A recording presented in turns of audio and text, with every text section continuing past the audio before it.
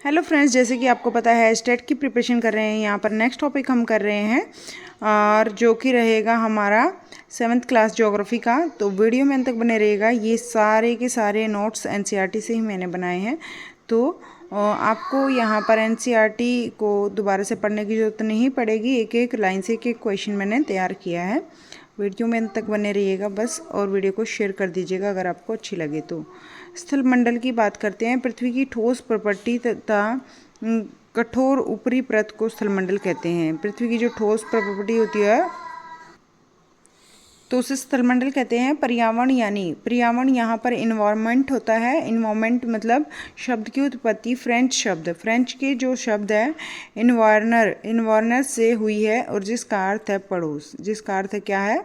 पड़ोस। जल के क्षेत्र को जलमंडल कहते हैं। जल के क्षेत्र को क्या कहते हैं? जलमंडल कहते हैं।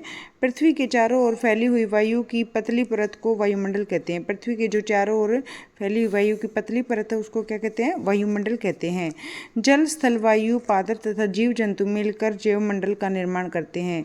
जल, स्थल, वायु, पादप और जीव जंतु मिलकर किसका निर्माण करते हैं? जैवमंडल का निर्माण करते हैं। और परितंत्र क्या होता है? वह तंत्र जिसमें समस्त जीवधारी आपस में एक दूसरे के साथ तथा पर्यावरण के उन भौतिक तथा रासायनिक कारकों के साथ परस्पर क्रिया करते हैं जिसमें वे निवास करते हैं। तो वह तंत्र जिसमें समस्त जीवधारी, जो सारे के सारे जीवधारी आपस में एक दूसरे के साथ क्या करते हैं? पर्यावरण आपस में एक दूसरे के साथ तथा पर्यावरण के उन भौतिक तथा रासायनिक कारकों के साथ परस्पर क्रिया करते हैं जिसमें वे निवास करते हैं, यानी एक दूसरे पर डिपेंड रहते हैं। वस्तु विनिमय पद्धति, सीधा ही क्वेश्चन आ जाता है। वस्तु विनिमय पद्धति होती क्या है? अगर आपको पता नहीं है तो आप यहाँ पर क्वेश्चन को आंसर नहीं दे पाओगे। यह वस्तुओं की अदला बदली का व्यापार होता है जिसमें धन का प्रयोग नहीं होता है। केवल वस्तुएं बदल ली जाती हैं लेकिन धन का यहाँ पर कोई प्रयोग नहीं होता है।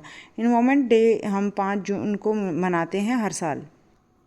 हमारी पृथ्वी के अंदर क्या है? जैसे यहाँ पर जो है आंतरिक करोड़ होता है, उसके ऊपर हमारा बाह्य करोड़ होता है, और उसके भी ऊपर करोड़ मेंटल सीमा होती है। क्या होती है? करोड़ मेंटल सीमा। और बीच में यहाँ पर मेंटल होता है, और ये क्या होता है? स्थल मंडल होता है। और जो ऊपर वाली परत होती है जिसको उसको प्रॉपर्टी कहते हैं। ठीक है, आगे करते हैं। पृथ्वी की सतह की सबसे ऊपरी परत को प्रॉपर्टी कहते हैं। पृथ्वी की जो सतह की सबसे ऊपरी परत है उसको प्रॉपर्टी कहते हैं। यह महाद्वीप से 3500 किलोमीटर, यह महाद्वीप पर यह 35 किलोमीटर की मोटाई होती है महाद्वीपों की, और महासागरों में 5 किलोमीटर होती है। और जो महाद्वीप बने होते हैं किस चीज़ से बने होते हैं? सीधा क्वेश्चन बनता है, सिलिका प्लस एल्यूमिनियम, Cl इसको कह सकते हो आप। सिलिका प्लस एल्यूमिनियम से मिलकर बनता है। और महासागर है सिलिका प्लस मैग्नीशियम से मिलकर बनता है। तो यहाँ पर silica plus magnesium, silica plus aluminium आपको याद रखने पड़ेंगे। प्रॉपर्टी के ठीक नीचे मेंटल है। प्रॉपर्टी के ठीक नीचे क्या है? मेंटल है। जैसे कि मैंने यहाँ पर आपको दिखाया इस डायग्राम में कि पृथ्वी के ठीक नीचे क्या है? मेंटल है। तो ये है मेंटल। यहाँ पर हम देखते हैं प्रॉपर्टी के ठीक नीचे मेंटल है जो कि 2900 किलोमीटर की गहराई तक फैला हुआ है। यहाँ पर देखो सबसे आंतरिक परत करोड़ है। सबसे अंदर की जो परत है वह क्या है? करोड़ है, जो निकिल और लोहे से बना हुआ है। और किस चीज़ से बनी हुई है? यह निकिल और लोहे से बनी हुई है, जिसे निफे कहते हैं। क्या कहते हैं? निफे कहते हैं। निकिल प्लस फेरस जो है तापमान व दाब बहुत होता है। यहाँ पर निकिल प्लस फेरस, तापमान और दाब बहुत होता है। यहाँ पर जो सेल होते हैं वो क्या होते हैं? पृथ्वी की प्रॉपर्टी बनाने वाली खनिज पदार्थ के किसी भी प्राकृतिक पिंड को सेल कहते हैं, जो विभिन्न रंगों और आकार के होते हैं। तो सेल अलग अलग रंग और आकार के होते हैं। यहाँ पर जो सेल होते हैं 3 टाइप के होते हैं, आगन्य, अवसादी, कायांतरित सेल हो गए। ठीक है, और जो आगन्य है यहाँ पर लैटिन आग, या इसे कहते हैं इग्नियस सेल। आगन्य सेलों को क्या कहते हैं? इग्नियस सेल कहते हैं, अग्नि। अवसाद को सेडिमेंट्री या लैटिन स्थिर कहते हैं। या किसी कहते हैं अवसादी को सेडिमेंट्री या लैटिन स्थिर कहते हैं। कायांतरित को मेटामॉर्फिक कहते हैं, मेटामॉर्फिक या रूप परिवर्तन कहते हैं। कायांतरित को मेटामॉर्फिक या रूप परिवर्तन कहते हैं। ये नाम आपको इंग्लिश में भी याद रखने पड़ेंगे और ये कौन कौन सी लैटिन भाषा से लिए गए हैं ये भी आपको याद रखना होगा। आग्नेय शैलें जो होती हैं इसमें क्या होता है, जो द्रवित मैग्मा होता है वह ठंडा होकर ठोस हो जाता है। कैसा होता है, ठंडा होकर ठोस हो जाता है, जिसे प्राथमिक शैल भी कहते हैं। और जो आग्नेय शैलें होती है वो अंतर्भेदी भी होती है, बहिर्भेदी भी होती हैं। अंतर्भेदी में बड़े दानों का रूप होता है ग्रेनाइट, और बहिर्भेदी में बहुत महीन दानों वाले होते हैं जिसे बेसाल्ट कहते हैं। दक्कन पठार बेसाल्ट शैलों से बना हुआ है।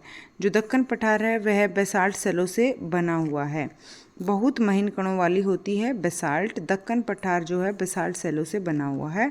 सीधा सीधा क्वेश्चन आएगा दक्कन पठार कौन सी शैलों से बना हुआ है, तो आपको याद रखना है। आंतरिक बेदी में दाने जो कैसे होते हैं, इसके मैग्मा के बड़े दानों का रूप होता है, और बहिर्वेदी में महीन दानों का रूप होता है, और इसे ग्रेनाइट कहते हैं, इसे बेसाल्ट कहते हैं। मसालों व दानों का चूर्ण बनाने के लिए जिन अपघर्षण पत्थरों का उपयोग होता है उसे ग्रेनाइट के बने होते हैं। जो मसाले बनाने के लिए, दानों का चूर्ण बनाने के लिए जिन भी हम पत्थरों का निर्माण करते हैं, अपघर्षण पत्थरों का निर्माण करते हैं, वे ग्रेनाइट के बने होते हैं। यहाँ पर बात करते हैं अवसादी की। सेल लुढ़ककर, जो सेल है वह लुढ़ककर, चटककर तथा एक दूसरे के साथ टकराकर छोटे छोटे टुकड़ों में टूट जाते हैं, और इन छोटे कणों को क्या कहते हैं, अवसाद कहते हैं। जो ये अवसाद होते हैं ये टूट जाते हैं छोटे छोटे टुकड़ों में।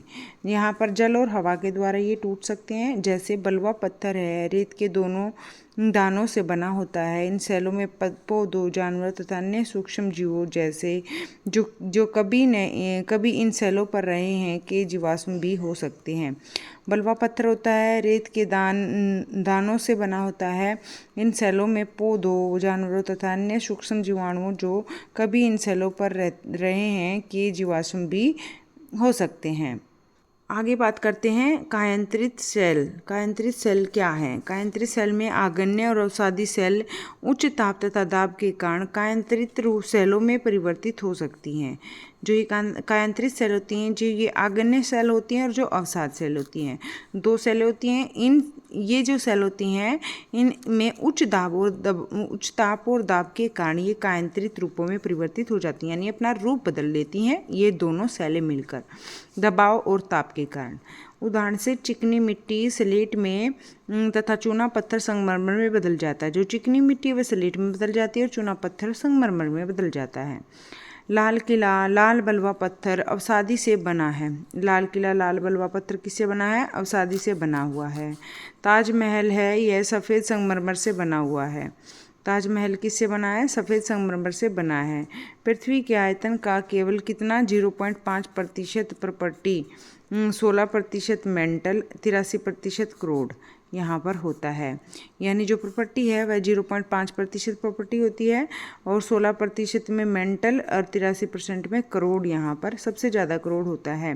पृथ्वी की जो त्रिज्या होती है 6371 किलोमीटर होती है। एक सेल से दूसरी सेल में परिवर्तन होने की इस प्रक्रिया को सेल चक्र कहते हैं। एक सेल से जब दूसरी सेल में परिवर्तन होता है तो इसे सेल चक्र कहते हैं। ईंधन के रूप में प्रयोग करते हैं हम किस चीज़ को? कोयला को, प्राकृतिक गैस को, पेट्रोलियम को, इसको ईंधन के रूप में हम प्रयोग करते हैं। उद्योगों में लोहा, एल्यूमिनियम, सोना, यूरेनियम होते हैं। खनिज, सेल और ईंधन यहाँ पर बनते हैं हमारे। ठीक है, आगे चलते हैं। हम हमारी बदलती पृथ्वी, यहाँ पर कुछ थोड़ा हम इसको देख लेते हैं। ज़्यादा तो नहीं करेंगे इस टॉपिक को, लेकिन फिर भी हम थोड़ा देख लेते हैं ये टॉपिक में क्या है। जैनिक उत्पत्ति होती है, इसमें एंडोजेनिक और एक्सोजेनिक होती है। एक्सोजेनिक में जो बाहरी भाग को कहते हैं एंडोजेनिक, आंतरिक भाग। एंडो अंतर और एक्सो बाह्य भाग होता है। तो इसमें क्या है?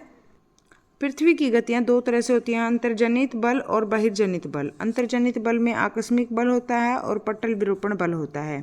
आकस्मिक बल में भूकंप होता है, ज्वालामुखी होता है, भूस्खलन होता है, ये होता है आकस्मिक बल। और पटल विरूपण बल होता है, पर्वत निर्माणकारी बल होता है, यह है पटल विरूपण में क्या होता है, पर्वत निर्माणकारी बल। आगे चलते हैं, देखो बहिर्जनित बल क्या है। अपवर्तन और निक्षेपण में नदी है, बहता जल है, पवन है, समुद्री तरंगे हैं और हिमनद हैं, ये सारे आते हैं बहिर्जनित बल में। नदी के द्वारा होता है, जल बहते जल के द्वारा होता है, पवन के द्वारा, समुद्री तरंगे और हिमनद, इनके द्वारा ये हमारा प्रतिक्रियाएं होती हैं। आगे देखते हैं भूकंप। आगे भूकंप हम करेंगे कल। Thank you so much friends, video में अंत तक बने रहने के लिए। आई होप ये आपके लिए हेल्पफुल रही होगी। अगर वीडियो अच्छी लगे तो लाइक और शेयर कर दीजिएगा, सब्सक्राइब कर लीजिएगा चैनल को। बाय बाय, टेक केयर, फिर मिलते हैं नेक्स्ट वीडियो में।